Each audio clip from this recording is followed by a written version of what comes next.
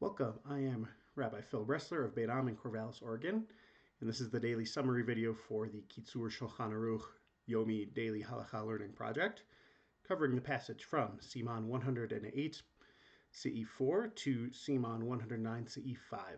You can find links to the Hebrew and English text of this passage and to the calendar of upcoming passages in this video's description. So we're continuing to talk today about the matzah, specifically the matzah shel mitzvah, the matzah that is prepared for the mitzvah of eating matzah that we do at the Passover Seder. And we're at the stage where the carefully guarded wheat has been ground into flour. So the name of the game with your flour is to keep it cool and dry, because warmth and moisture lead to fermentation and lead to that flour becoming chametz, and also to avoid contamination. So the Kitzur explains that there may be some possibility of salvage in parts if accidents happen and your flour gets wet or otherwise contaminated. Don't bake the flour right away while it's still warm. Evidently, the milling process warms up the flour, and warmth, of course, one of the factors that aids fermentation. The Kitzur says we should wait 24 hours after milling our flour before we bake it into matzah. Again, we should use new or clean bags to hold our flour.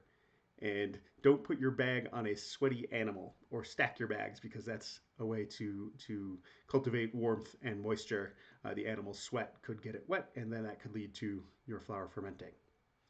So from here, in the next Siman 109, we turn our attention to the water, because the two ingredients of matzah are flour and water. So we turn our attention to the water, and the water has to be cold. Basically, everything about the water is about maximum coldness, and presumably an era before refrigeration as well.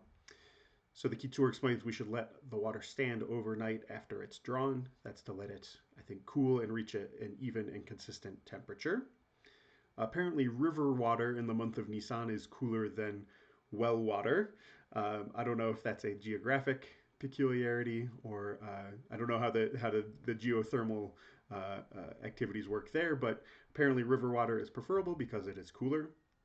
Only a Jew should draw the water, and this may sound like something familiar to folks who've studied like tractates like Avodah Zarah, where there's a concern that a non-Jew might somehow mess with it, pour some wine out as a libation to their pagan god.